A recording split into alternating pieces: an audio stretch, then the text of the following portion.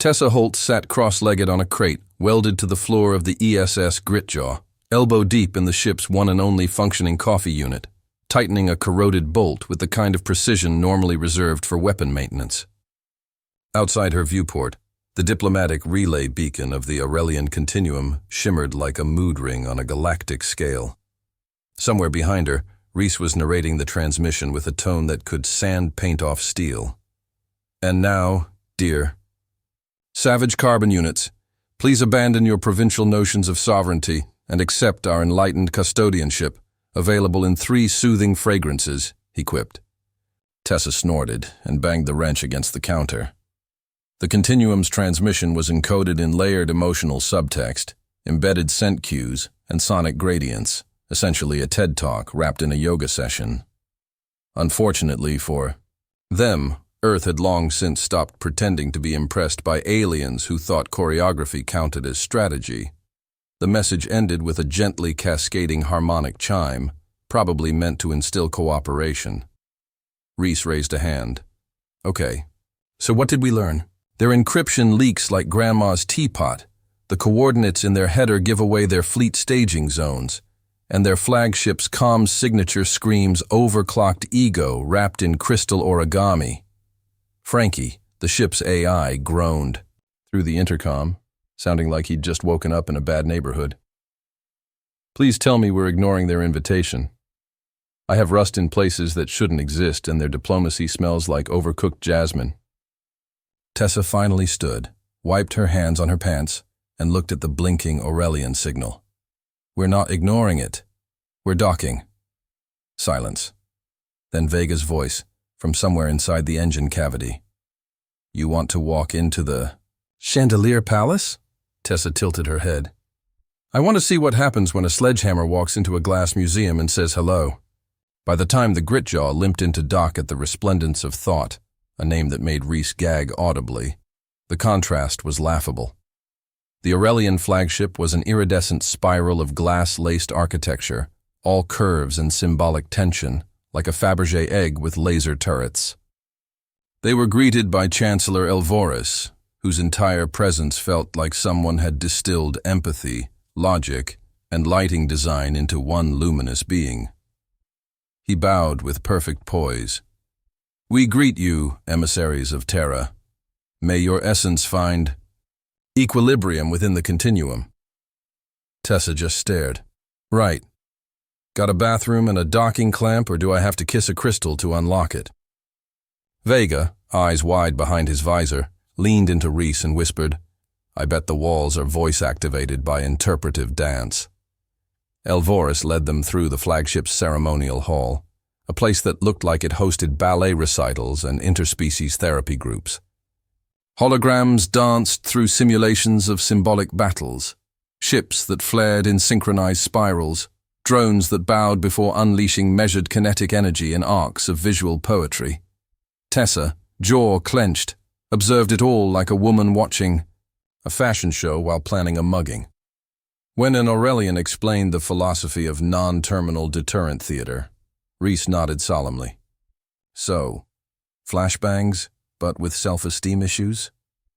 Elvoris smiled beatifically, utterly immune to sarcasm. In the continuum, we have transcended the need for aggression. We believe in orchestrated equilibrium. Tessa raised an eyebrow. That's a fancy way of saying, we pretend to fight so nobody gets messy. Elvoris, ever the diplomat, gestured to a suite of precision missiles.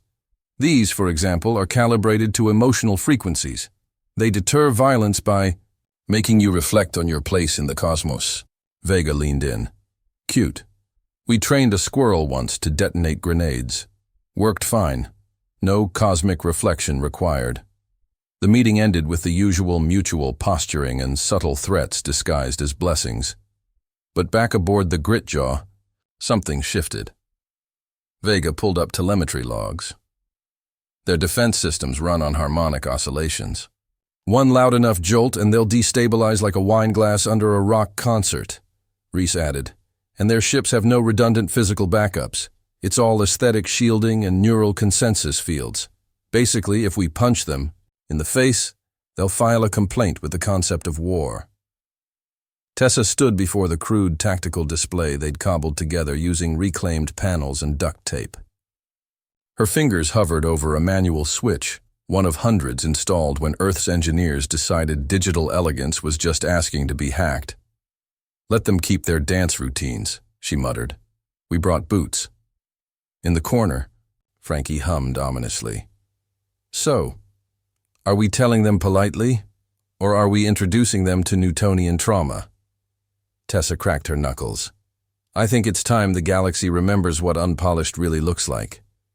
Docking procedures on the resplendence of thought felt less like an interstellar welcome, and more like being inducted into a cult that worshipped scented geometry. Tessa Holt stepped off the Gritjaw onto the opaline platform of the Aurelian flagship, squinting through the ambient light that pulsed in sync with the ship's emotional core. Yes, apparently it had one. Behind her, Reese muttered, "Pretty sure I've seen this exact lighting setup in a high-end spa that served cucumber water with an existential crisis." Chancellor Elvarus approached in his ceremonial raiment, which shimmered like he'd taken a bath in a prism factory. His voice was the verbal equivalent of lavender lotion. "You are now within the harmonic lattice of our collective breath. Please attune your minds to the chorus of presence." Tessa stared, deadpan. "We brought earplugs and an unhealthy amount of caffeine. Will that mess up your lattice?" Elvarus offered a gentle smile, the kind reserved for confused infants. And inconvenient truths. The diplomatic procession began with a slow walk through the gallery of collective evolution, a corridor filled with projected memories of Aurelian triumphs over primal aggression. Peace treaties inked in song, wars ended through synchronized, fleet withdrawals, and societies that redefined conquest into cooperative absorption. Tessa's boots clunked loudly on the reflective floors. "So, no brawling? Not even a good old sucker punch in the name of policy?" she asked. Elvarus didn't respond, likely interpreting the question as performance art. Reese, observing, one holographic reenactment of an Aurelian fleet swaying an enemy battle group into surrender via emotional resonance fields, whispered, "They weaponized interpretive dance.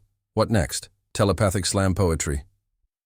Vega, trudging silently beside them, recorded every detail of the ship's visible infrastructure.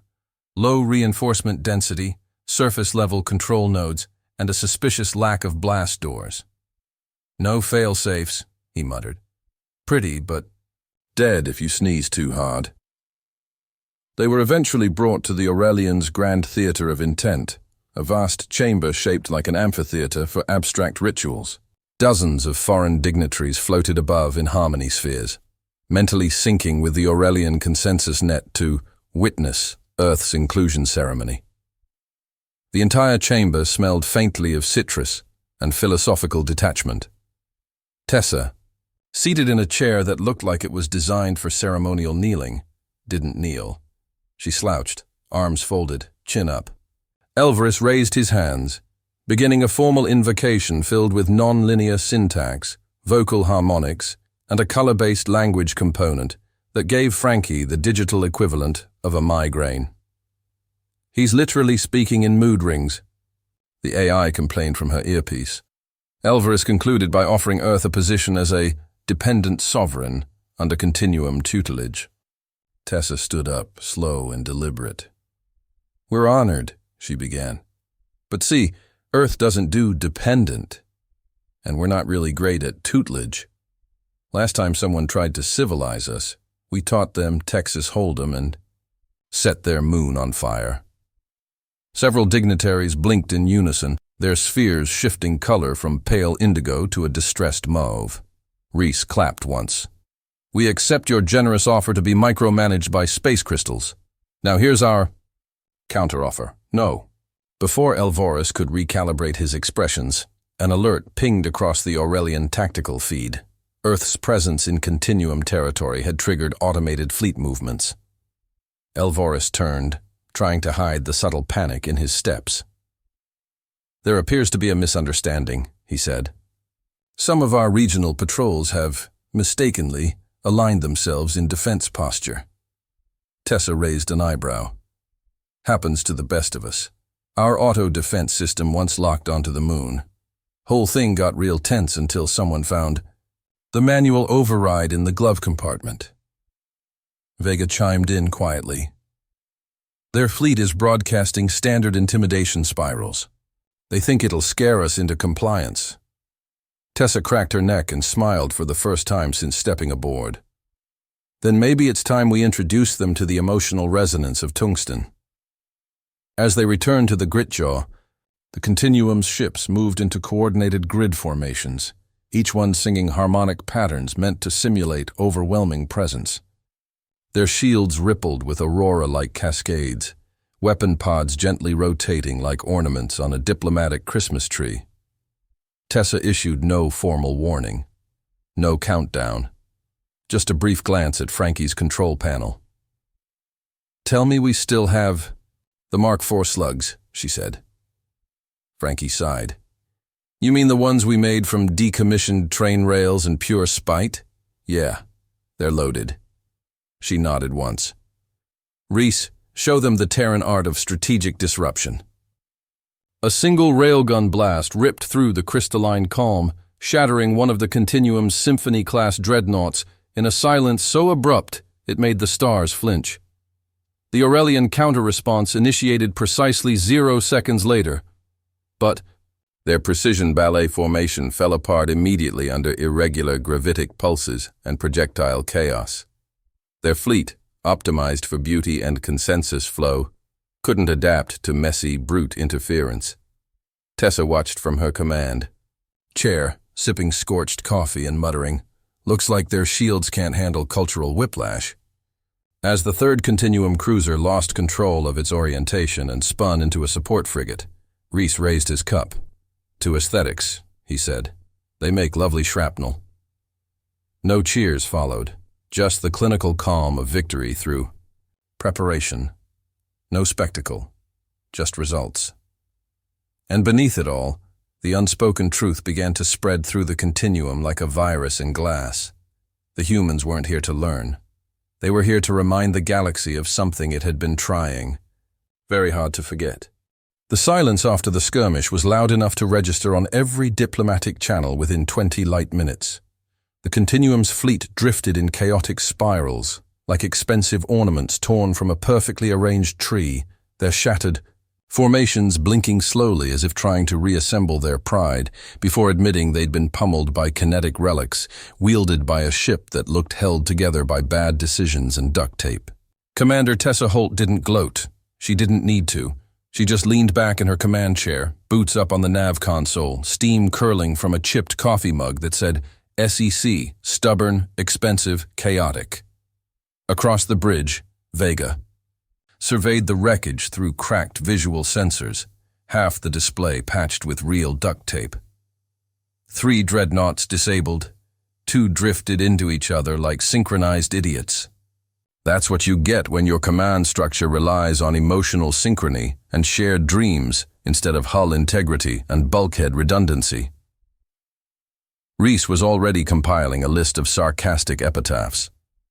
Here lies the Continuum fleet. Death by vibes, funeral to be held in the key of pretentious minor. Frankie, the ship's AI, warbled into the comms, his voice dripping with greasy amusement. Shall I upload our condolences via a video of a goat screaming at a violin recital? Seems appropriate. Tessa didn't answer. She was watching the diplomatic channels light up like panic-stricken beacons. The Continuum was stunned, not just because they lost, but because they had no framework for the how. Their combat doctrine was a choreographed expression of collective peacekeeping, elegant but fragile. Earth's response had been ugly, blunt, and effective, like watching someone win a fencing match by throwing the foil and punching their opponent in the throat. Aurelian Chancellor Elvoris requested an emergency conference, this time aboard a neutral platform orbiting a ceremonial moon called Serra Lune, famous for housing treaties sculpted from translucent amber and poetry-reading satellites. Tessa arrived late, in body armor with grease on her sleeves and a glint in her eye that made the room tense before she spoke a word. The chamber was filled with alien envoys and continuum overseers wrapped in veils of psychoaesthetic light, but Tessa didn't bother translating their anxious postures. She took the central dais, stepped up to the mic, which immediately recalibrated itself away from Aurelian's speech protocol, and said, "Let's be real. You didn't invite us to negotiate. You invited us to apologize for breaking your holographic illusion of order." A hushed ripple passed through the gathered dignitaries. Elvorus blinked, his expression like a diplomat trying to process a bear crash landing at a wine tasting. "Commander Holt, this confrontation has disrupted galactic peace rhythms dating back 12 millennia. Tessa tilted her head. If your peace relies on everyone pretending the wolves are extinct, then it was never peace. It was collective denial in fancy lighting. Elvorus looked as though someone had insulted his ancestors through interpretive mime. Your actions have desecrated a cultural art form. Our fleets are not mere weapons. They are gestures of consensus, symbols of intention. Reese cut in over the open mic from the Gritjaw with perfect timing. Well, our intentions involved Newton's laws and an unholy number of ball bearings. Want us to write a poem about it? The chamber erupted, not in laughter, but in the strained murmur of beings trying to decide whether they were witnessing barbarism or performance art. Tessa let the tension breathe. Then she dropped the hammer. You think Earth is behind because we never embraced combat theater and consensus choreography. Truth is, we moved on. We never made war beautiful because war isn't supposed to be. We didn't evolve past violence. We learned how to camouflage it. Our deterrents don't sparkle. They hum in silence, waiting. She gestured behind her, where a projection displayed the Gritjaw's crude layout, exposed wiring, mismatched plating, railguns rigged from obsolete mining drills, and every Aurelian flinched as if she'd waved a corpse on stage. You dress your weapons in silk and song. We dress ours in rust and purpose. One pretends it no longer needs to fire. The other never stopped preparing. Elvorus tried to regain control, adjusting the tone of the room through synchronized resonance crystals. We hoped your species would embrace collective empathy, transcend its hostile origins. Tessa cut him off. Hope's not a strategy. And you should know by now, we don't transcend things. We endure them. Then we make them pay rent. The statement, like a linguistic detonation, fractured the ambient consensus net. Several delegates from fringe empires quietly withdrew. The Drelk Ascendancy issued a half apology and left the room entirely, muttering something about unpredictable mammals with ballistic attitudes. Later that evening, back aboard the Gritjaw, Tessa reviewed intercepted continuum chatter. Panic nested between their syllables like mold in a clean room. They didn't understand how they'd lost, not just the battle, but the premise. Their entire civilization was built on the idea that evolution moved toward elegance. Earth had just reminded them that survival doesn't care about choreography. Frankie's voice echoed through the bridge, unusually quiet. So, what's the plan? They're scared, but not dumb. They'll retaliate. Tessa nodded slowly. Oh, they'll try. But here's the difference. They'll retaliate symbolically. We retaliate physically. And now they know that. Which means the next move they make, they'll hesitate. And that's the first step to losing. Reese leaned against the bulkhead, sipping something suspiciously flammable. So we just keep showing up, breaking the rules, talking trash, and acting like duct tape is a military doctrine? Tessa grinned. Exactly. Because in a galaxy, full of performances, sometimes the biggest threat is someone who doesn't know they're supposed to clap. The galaxy expected the humans to vanish after their spectacle. A brief cultural anomaly, a statistical spike of savagery in the otherwise smooth curve of cosmic decorum. But the Gritjaw didn't retreat. It began showing up. First, at a border. Dispute between the Lytheran Choir and the Seraphine Accord, where Tessa Holt parked the ship directly between two fleets and asked, through an open broadcast, If anyone there had actually fired a weapon in the last 50 years, or if they were, just cosplaying war until their funding ran out. When the Litherans responded with a calibrated sonic flare meant to induce guilt-based pacifism, the Gritjaw's counter was a slug round that tore through 3 of their harmony cannons before spinning harmlessly into the nearest gas giant. "Sorry," Frankie muttered afterward. "My calibration's emotional today." From that moment, the legend began spreading. Not through sanctioned channels, but through whispers, rogue signal chains, and the terrified chuckles of junior officers on every side. Earth, it turned out, had not sent its best negotiators, nor its most aesthetic thinkers.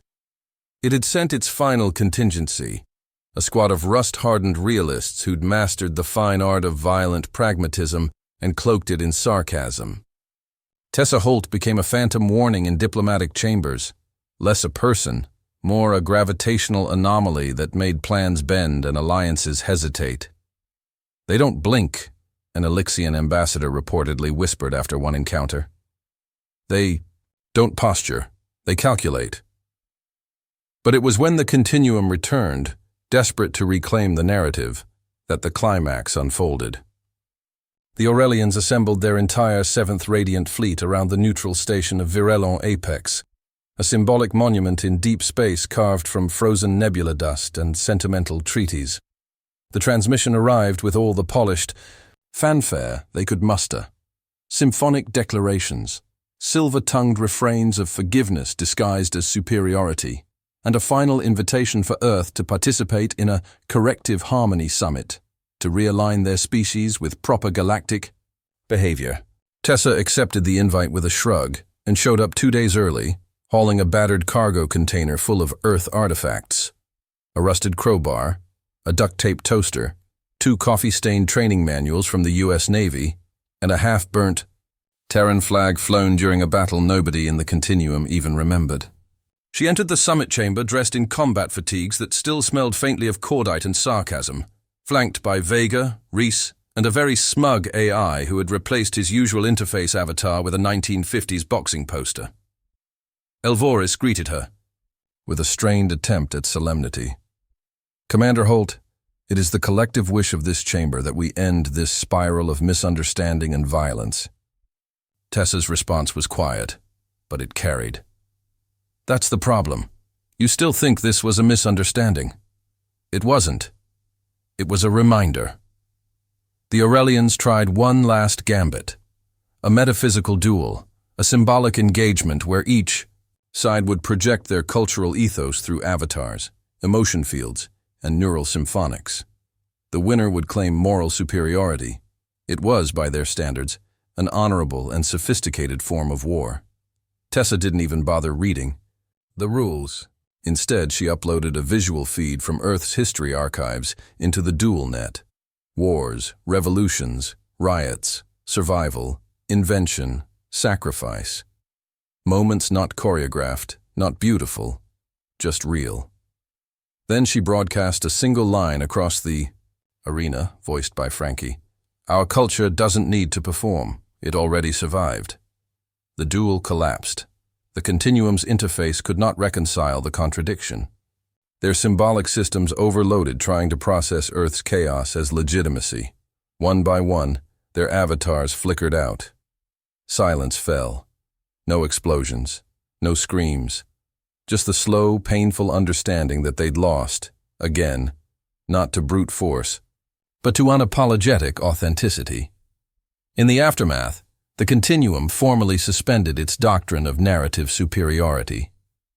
Other empires began revisiting their defense doctrines, and the word Terran stopped being a synonym for underdeveloped.